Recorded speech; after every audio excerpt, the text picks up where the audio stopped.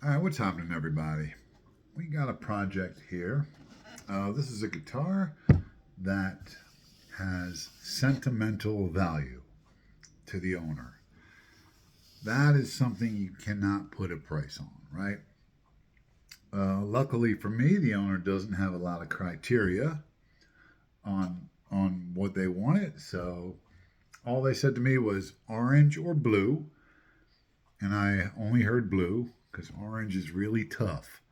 Uh, The only orange that you could, if it's a really light orange, you can get away with orange and gold. Uh, it's got to have other things going on in there, like some browns or some blacks.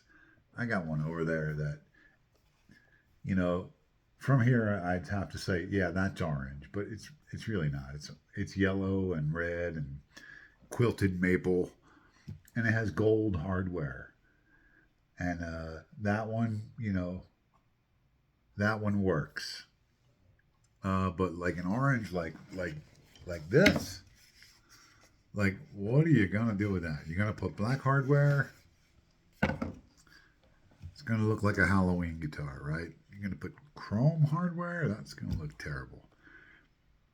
You can put like an antique bronze hardware on this, and you can make it work. This might be a little too light.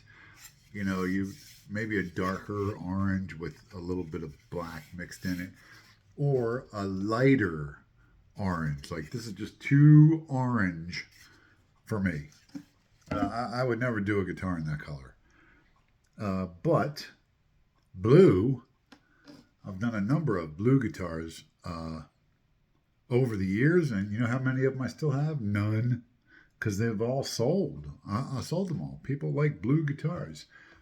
Uh, I did a Les Paul type guitar with it's like a metallic blue, like a kind of a mid, not like a sky blue, but not like a navy blue, like right dead in the middle with white binding and black, all black hardware. Man, I sold that in like it wasn't even dry, and I sold it. But we definitely got some issues on this guy here. Uh, so blue, we're thinking it's gonna be blue.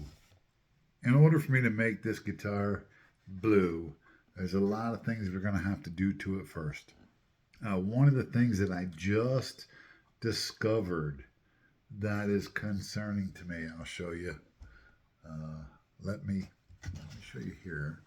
See that? Oh, yeah, I planned on that to fall off when I was showing you guys that. All right, see the crack right here? See that? So I got to go. Ooh, I'm not. I'm not loving that. And then look. See that?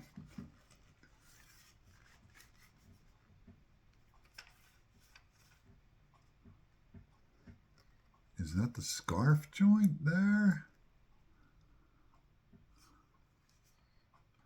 Possibly. Can't really tell for sure.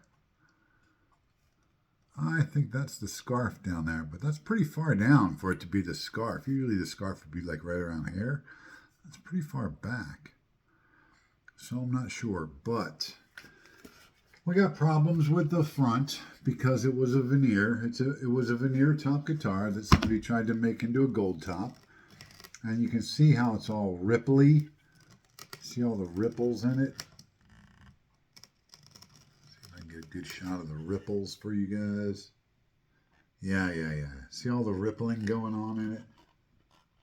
Yeah, you can see it all.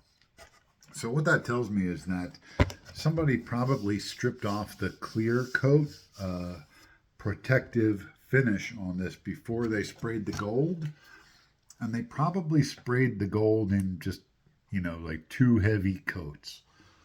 Uh, when you introduce that much moisture from the paint into a veneer top guitar, it's that moisture goes right through the veneer because the veneer is like paper, right? So it goes right through that veneer, it softens the glue underneath of it, and then the veneer swells, and it causes all that rippling. It causes it to raise away from the body. The paint dries, and then it kind of paints those ripples in place. So in order to do this top right, that veneer's got to come off. You can see on the edge where it's all starting to lift, and that's all like filler in there. So there's going to be some of the veneer is already going to be missing. There's definitely some kind of a bevel thing going on here that's not supposed to be there. There's all this rippling going on in it over here. But the biggest concern that I got is right here on this neck. That is worrying me. And here's why. I'm going to put the camera down level with the guitar, and I'll show you guys exactly what I'm talking about. Bear with me here. Okay, check this out. I'm going to keep pressure down on the fretboard, and watch this.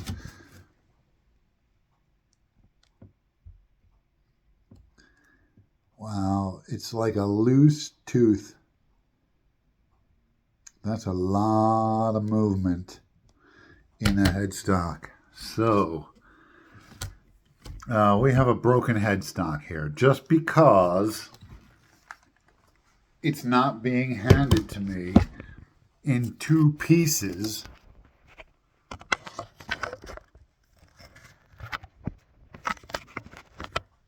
doesn't mean it's not a broken headstock. So that's a broken headstock.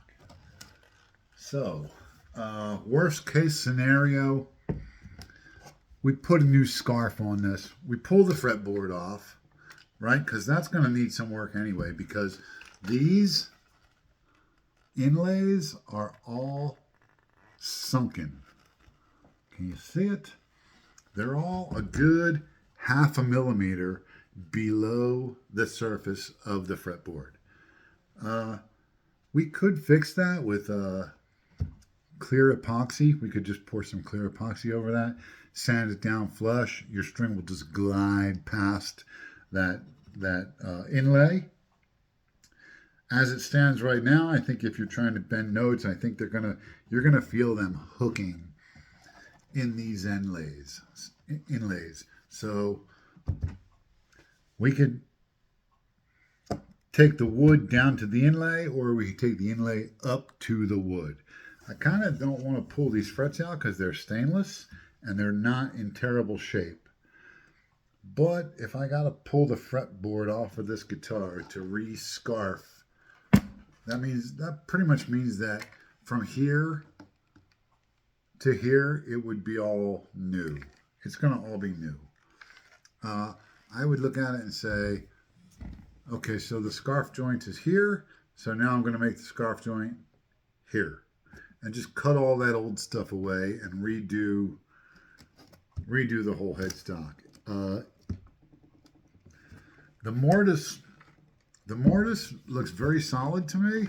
There's no signs of any stress or any cracking or any movement. I'll show you guys that.